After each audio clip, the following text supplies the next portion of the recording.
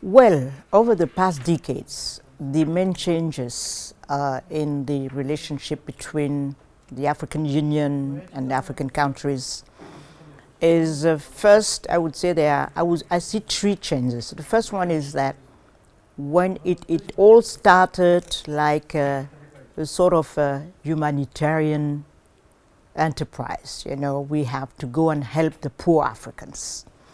And then the second thing is it's switched at some point in the, I would say in the 90s, it switched over to let's do business with Africa. But in doing so, we make sure we take advantage of them because Africa is a new market, because there are so many minerals, or so many resources which are useful to our economies.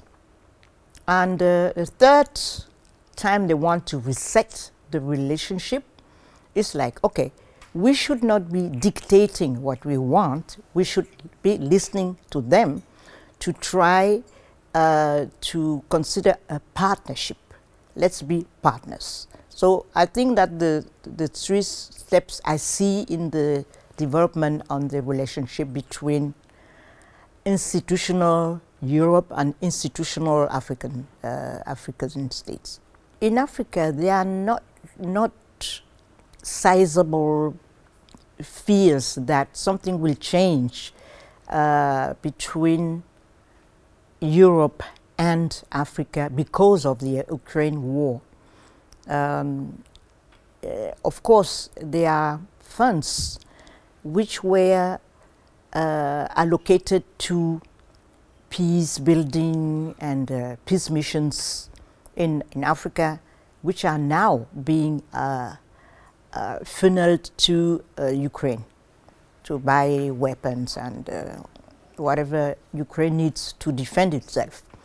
But that aid was already questionable. So I think that will not be the main thing. It will always be about how to build a real partnership. And this is very difficult because you have a very powerful continent, powerful institutions, different members, and it's you